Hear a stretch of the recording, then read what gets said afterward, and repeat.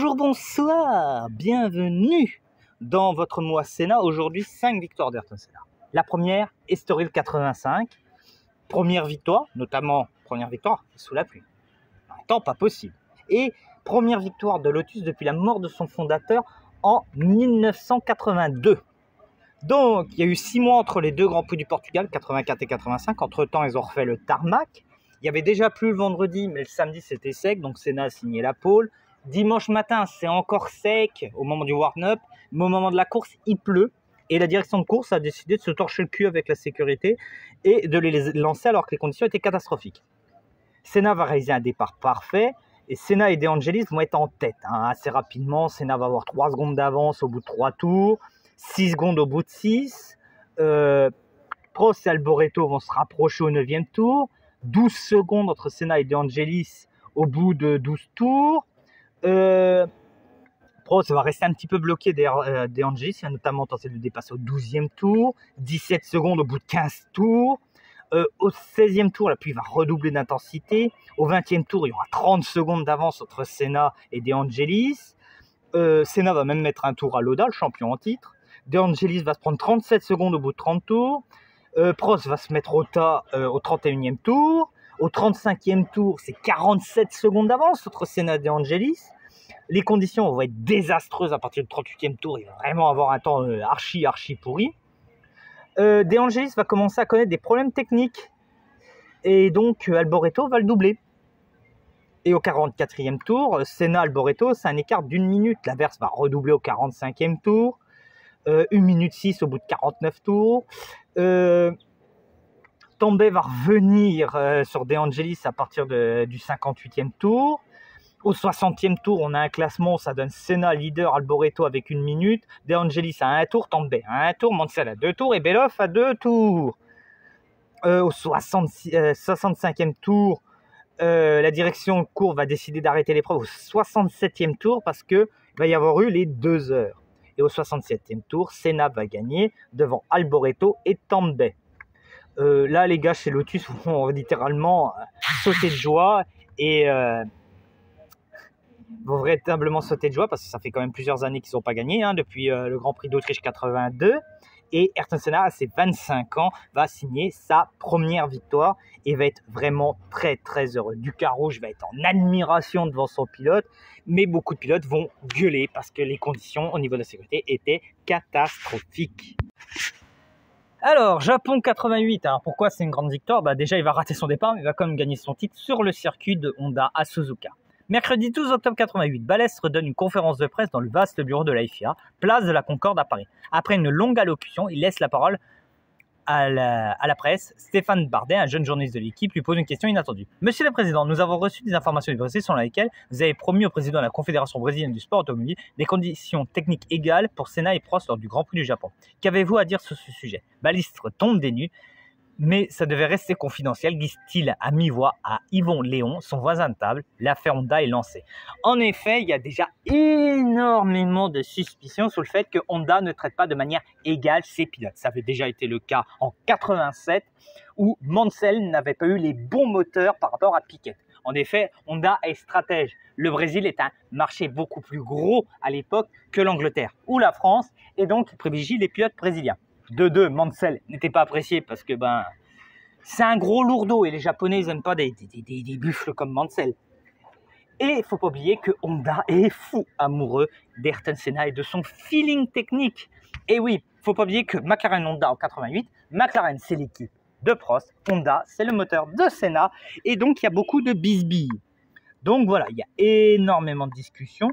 Ron Dennis ne va guère intervenir dans cette polémique et va refuser tout entretien. Donc voilà. Donc le circuit de Suzuka est dur pour les freins, il ne faut pas oublier, et les pneumatiques à cause d'un revêtement assez agressif. Donc s'il fait beau et chaud le premier jour, le ciel se couvre et le mercure descend le lendemain. Ça n'empêche pas de Senna de réaliser sa 28e pole position avec 3 dixièmes d'avance sur Prost, gêné vendredi par des problèmes de moteur. Tiens. Donc il va rouler avec la voiture de course de Senna, devenue celle de réserve depuis que le Brésilien choisit de prendre le mulet officiel. Berger est 3e au volant de sa Ferrari à 1,5 seconde de Senna. Donc le Grand Prix, le warm-up va se dérouler sans encombre, 120 000 spectateurs. Et au départ, Senna craque sous la pression et enclenche directement ce troisième rapport. Il reste presque scotché. C'est un miracle déjà qu'il n'ait pas calé, parce que là, tu pars en troisième, tu cales au feu rouge. Mais la McLaren était plutôt bien foutue à l'époque. Tandis que Prost s'envole, Berger et Piquet évitent de justesse la McLaren parce que ça aurait pu être l'autre risque. Celle-ci profite de la déclinivité pour reprendre la vitesse. Le V6 Honda tout saute, puis cale à nouveau. Senna remet les gaz et cette fois, c'est parti mon kiki, ça démarre. Il est 14e au premier virage. Il entame une folle remontée en moins d'une boucle. Il avale Streff, Palmer, Piquet, De Cesaris. Prost mène devant Berger. Prost 2 secondes d'avance sur Berger. Senna dépasse Patrese et Nannini. Capelli se rapproche dangereusement de Berger. Senna déborde Boutsen. Prost s'échappe au commandement pendant que l'étonnant Capelli est dans les roues de Berger. Étonnant parce qu'il a un moteur atmosphérique et Berger un moteur turbo. Bref, Senna surprend Alboreto au freinage de la chicane. Le voici 4e. En 4 tours, il a gagné 10 places. Bref, Prost devance Berger de 3 secondes 2. Capelli 4 secondes 4. Senna 12 secondes 9. Prost compte 4 secondes d'avance sur Capelli, mais celui-ci est plus véloce. Capelli est plus rapide que Prost. Berger voit fondre sur lui Senna et un Boutsen très incisif. Prost est devant Capelli, 2 secondes 6, Berger 10 secondes 9, Senna 11 secondes. Senna prend le meilleur sur Berger. Capelli n'est plus qu'à 5 dixièmes de Prost. Au 13e tour, une faible averse tombe sur le circuit. Capelli va demeurer derrière Prost. Senna est à 10 secondes de son coéquipier. Prost et Capelli rencontrent du trafic. Senna revient à 6 secondes. 18e tour, Prost premier, Capelli deuxième à 0,8 secondes, Senna à 5,5 secondes. 19e tour, la piste devient glissante. 20e tour, Capelli, il a beaucoup donné et le moteur n'a pas supporté le voyage. Bref, Prost, Senna, 0,7 secondes d'écart au 21e tour. 22e tour, Prost va accroître sa pression de suralimentation pour distancer Senna. 23e tour, la pluie cesse de tomber. 24e tour, Senna signe le meilleur tour. 25e tour, Prost, Senna, 0,8 secondes d'écart. 27e tour, Prost tombe sur De Cesaris qui est lancé à la poursuite de Gugelmin et il ne regarde pas ses rétros. Bref, 28e tour, Senna prend l'inspiration dans l'ultime courbe et fait l'intérieur à Prost. Dans la ligne de chronométrage, le Français laisse peu d'espace à son coéquipier, mais celui-ci parvient à se faufiler. Voilà, donc Senna est leader à partir du 28e tour. Il va augmenter son avance, 1 seconde 5, signer le meilleur tour au 33e tour. 1 seconde 5, c'est au 30e tour. Au 36e tour, c'est 4 secondes 7. Voilà. Et il a des petits soucis de boîte de vitesse au 38e tour, Prost. Donc l'écart augmente. 47e tour, c'est Natonso Nakajima qui est peut-être trop concentré sur sa folle remontée et qui refuse de le laisser passer. Ce n'est qu'à la chicane que le héros local s'efface. Entre-temps, Prost a repris 2 secondes à son rival. Mais il va au 42e tour buter sur Nakajima. Au 45e tour, la pluie recommence à tomber. La pluie va s'intensifier à partir du 48e tour. Mais au 51e et dernier tour, à 28 ans, Ayrton Senna va remporter son premier titre et va devancer Alain Prost pour son premier championnat, pour sa première saison ensemble. Et Prost va accepter avec assez de philosophie cette défaite parce qu'il faut regarder que c'est les meilleurs résultats qui rentrent en compte à l'époque. C'est pas tous les points que tu as marqués. Si on regarde tous les points qu'on marqués, Prost a été plus performant que Senna sur cette saison. 3e victoire, le Grand Prix des États-Unis 1990. Donc le contexte, très difficile, parce qu'il ne faut pas oublier que l'année 89 s'est fini avec l'accrochage Prost-Senna et il y a eu beaucoup de bisbilles. La fédération voulait que Senna s'excuse de ses propos, il y a eu des procès, il y a eu des refus de licence, il y a eu beaucoup de politique et la lutte avec Jean Alesi. Donc, il va être déplacé au début de saison, Grand Prix des États-Unis, qui devait normalement se dérouler au mois de mai. C'est ce qui s'est passé l'an dernier. Et c'est pas un succès. C'est pas un succès parce que la Formule 1 n'arrive pas à percer à l'époque, parce que le championnat d'IndyCar est beaucoup plus populaire. Voilà. Donc, essai et qualification, la pluie s'invite le samedi. C'est donc la session officielle du vendredi après-midi qui détermine la grille de départ. Et celle-ci est originale parce que les gommes Pirelli vont bien marcher. Donc, on va se retrouver avec Berger premier sur une McLaren. Ça va. Martini deuxième avec une Minardi, une voiture de fond de grille. Bon, bref, De Cesaris c'est troisième. Et Alesi, quatrième. Donc, au départ, Berger part bien, contrairement à Martini qui se fait déborder par la droite par De Cesaris. Mais Alesi et Senna se blottissent à gauche et sont encore mieux élancés. Ce qui fait qu'Alesi va profiter que Berger louvoie de droite à gauche et gêne son coéquipier pour prendre la tête du Grand Prix. Donc, Alesi va mener au premier tour devant Berger, De Cesaris, Senna, Martini, Piquet, Boutsen, Modena, Prost et Grouillard. Alesi va s'échapper progressivement. Senna va prendre l'avantage sur De Cesaris dès le 4e tour. Au 6e tour, Alesi compte 5 secondes d'avance sur Berger et Senna. Au 10e tour, Senna va prendre la 2e place une fois que Berger va se mettre dans le tas parce que le grand Berger, il est grand, c'est un pilote de grande taille, c'est un peu mélangé avec les pédales, il a accéléré et freiné au même moment et pouf, il est parti dans le fossé. Bref, 8 secondes, 14e tour, 9 secondes entre Alesi et Senna. 16e tour, 8 secondes, 7 secondes entre Senna et Alesi au 18e, au 20e tour, 5 secondes, 3 secondes au 21e tour, 2 secondes au 23e tour, 27e tour, Senna est au cul d'Alesi, 1 seconde 6, et après il va se retrouver dans l'aspiration dès le 30e tour. Il va multiplier les tentatives d'intimidation, Senna au 31e tour. Et il est prêt à porter les stockades. Au 34e tour, Senna prend l'aspiration derrière Alesi sur Jefferson Street. Le déborde par l'intérieur et retente son freinage. Le police croit être passé. Lorsqu'en abordant le pif-paf suivant, il voit Alesi sur sa gauche. La Tyrrell longe habilement le mur et repasse devant la McLaren au second freinage. Alesi et Senna arrivent sur Foitec, mais bon, dans le dépassement de ce retardataire, malheureusement, Senna va prendre définitivement l'avantage. C'est la fin d'une bataille de plusieurs tours merveilleuse et progressivement, Senna va creuser l'écart parce que bon, la McLaren est beaucoup plus forte. Au 51e tour, c'est 15 secondes d'écart. Et au 72e et dernier tour, Senna gagne devant Alesi après un merveilleux duel. Et tous les spécialistes sont là. Alesi, c'est un futur grand. Mais il ne faut pas empêcher que Senna a gagné ce jour-là. Mais comme toujours, pour avoir un grand vainqueur, il faut de grands rivales. Et Alesi a été ce grand rival. Le Grand Prix du Brésil 91. Déjà, c'est sa première victoire à domicile, très important pour Senna, qui est un vrai patriote brésilien. Et puis, c'est un scénario de dingue. Donc, avant la course, Senna, il est pas bien, parce que bon, ça le fait chier, quoi. Ça fait plusieurs fois qu'il n'arrive pas à gagner au Brésil, qu'il a des soucis. Il aimerait bien gagner. Donc là, il se ressource avec Berger, son coéquipier. Il va fêter ses 31 ans le 21 mars. Et cette épreuve est menacée par des pluies diluviennes qui vont vraiment foutre le bordel et provoquer des petites inondations. Tout le monde est impressionné par les performances des Williams, mais elles ne sont pas fiables. Senna va réaliser la pole, mais va avoir les deux Williams au cul. Il va y avoir une courte averse qui pousse certains pilotes à chausser les pneus rainurés, mais le vent chasse très vite l'humidité. Donc Senna prend le départ et mène devant Mansell et Patrese. Mais assez rapidement, Mansell va se lancer à la poursuite. Au 5e tour, Senna et Mansell, c'est 1 seconde 4 d'écart. Senna va arriver à avoir 2 secondes d'avance. Senna va réaliser le meilleur tour au 12e tour. Mais Senna va souffrir de survirage et va rester avec un écart de 2 secondes, puis 1 seconde au 18e tour. L'intervalle entre Senna et Mansell va aussi entre 5 dixièmes et 1 seconde et demie au 23e tour.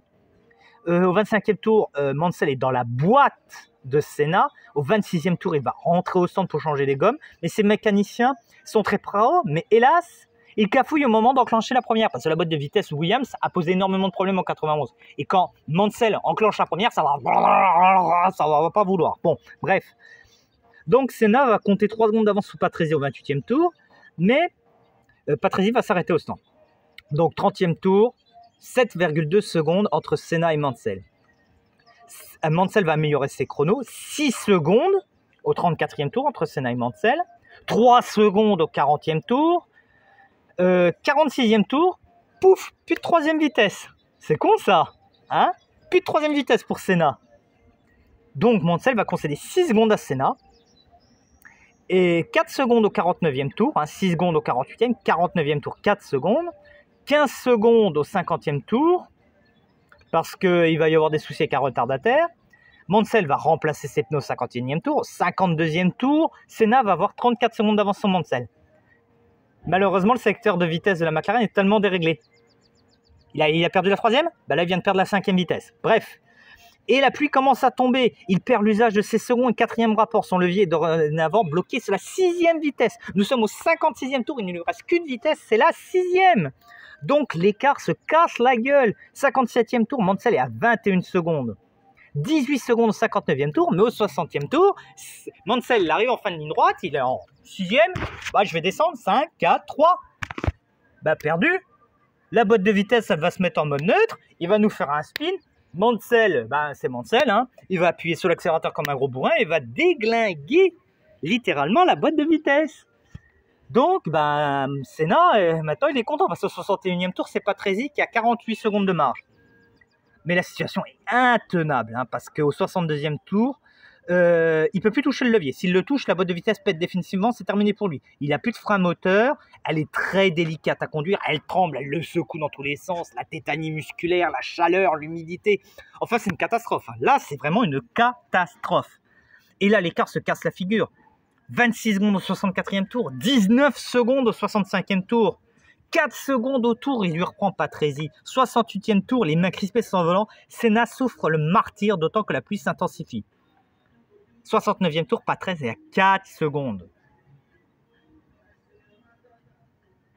Mais Patrese, là, il comprend qu'il y a un souci avec sa boîte de vitesse. Car sa propre boîte de vitesse cafouille. Et contrairement à Mansell, il apprend à gérer la mécanique, l'Italien. Donc 70e tour, ça stabilise. 71e tour, Senna gagne devant Patrese avec 3 secondes et demie d'avance. Sous la pluie, coupe la ligne d'arrivée. Il hurle comme pas possible parce qu'il souffre au fond de son corps.